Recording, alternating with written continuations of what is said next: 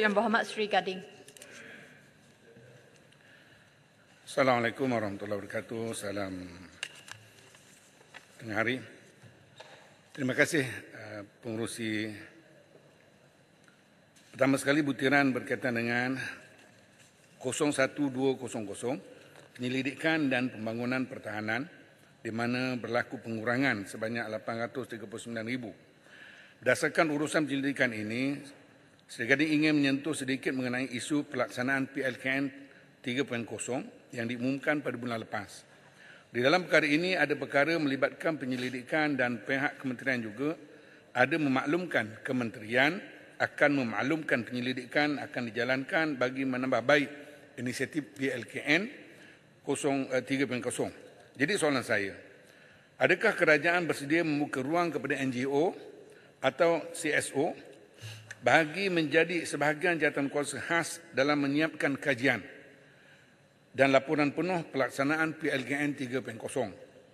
Kerana NGO dan CSO ini merupakan organisasi yang banyak melakukan libat urus bersama komuniti dan akar umbi.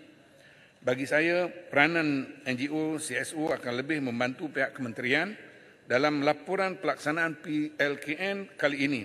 Sebagai contoh, Persatuan Pendidikan Diversity atau AOD dalam sebulan ini telah mencadangkan satu kertas putih PLKN 3.0 yang merumuskan cadangan penambah baik bagi PLKN 0 termasuk model-model khidmat negara di negara lain.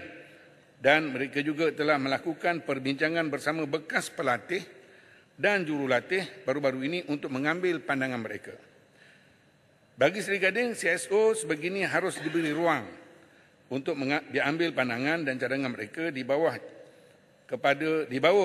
kepada jawatankuasa pelaksanaan PLKN 3.0 untuk dipertimbangkan. Seterusnya butiran 0102000 pengurusan Jabatan Hal Ehwal JHAV melihatkan kepada penambahan sebanyak 160 juta lebih bahawa terdapat peningkatan yang begitu tinggi di mana komitmen kerajaan Madani membela nasib veteran negara. Berdasarkan data yang dikeluarkan oleh JHAV, seramai kira-kira 40,000 veteran Angkatan Tentera Malaysia masih belum mendaftar dengan JHAV. Ini telah menyukarkan JHAV untuk menyalurkan bantuan. Apakah ada mekanisme yang sudah dirancang oleh kerajaan untuk mewajibkan pendaftaran veteran? Bolehkah kerajaan perincikan daripada peruntukan sebanyak 24 ini berapa yang akan digunakan untuk menampung kemudahan perubatan untuk veteran ATM, berpencen dan tidak berpencen? Dan adakah dengan peruntukan ini, adakah kerajaan juga melihat kepada keperluan kesihatan yang melibatkan kesihatan mental untuk veteran? Soalan seterusnya, adakah kerajaan sudah memuktamadkan perancangan untuk mewujudkan jawatankuasa JHAV di setiap negeri, seperti contoh di Kelantan dan Terengganu yang sekarang berkongsi di HAV yang sama? Dan apakah program-program yang telah dirangka untuk memastikan bahawa bukan sahaja ekonomi dan kesihatan terjamin, malah kesihatan sosial veteran juga terjaga?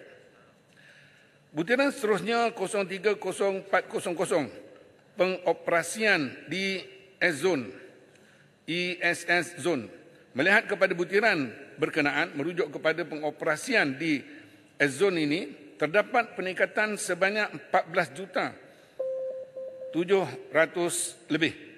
Terima kasih kepada kerajaan kerana sentiasa memastikan keselamatan tertinggi di kawasan berkenaan. Dengan pengertian ini, apakah akan ada pertambahan anggota di kawasan tersebut? Jika ada, minta kementerian perincikan. Dan apakah akan ada aset-aset baru akan digunakan di zon demi memastikan keselamatan kawasan ini? Seterusnya, Malaysia bersama Brunei, Indonesia dan Filipina pernah melaksanakan Ops Maharlingka dalam meningkatkan keselamatan di kawasan perairan Sabah dan berjaya menahan pesalah yang telah melanggar undang-undang negara. Bolehkah kerajaan beri status terkini berkenaan operasi ini, sama ada ia masih diteruskan atau tidak? Jika ya, bagaimana tahap kesiapsiagaan aset ketenteraan dan keselamatan negara dalam melaksanakan operasi ini? Bolehkah kementerian membentangkan kepada Dewan apakah tahap kooperasi dari orang awam dan komuniti di kawasan S-Zone dan apakah terdapat sebarang program yang dilaksanakan bersama komuniti di kawasan-kawasan ini? Akhir sekali, butiran 030900 penganjuran 5. Melihat kepada butiran 030900 yang merujuk kepada penganjuran 5, tiada diperuntukkan untuk tahun 2004 selaras dengan penganjuran 5 yang hanya akan dijalankan pada 2025. Selepas penganjuran 5 pada tahun ini, kita dapat melihat penerimaan yang baik daripada syarikat-syarikat yang ingin menyertai acara ini. Apakah status sekini berkenaan pembesaran kawasan pembangunan 5 dan bila dijangka ia akan siap untuk memastikan persiapan awal dapat dicapai? Sekian, terima kasih. Terima kasih Yang Berhormat Sri Gading.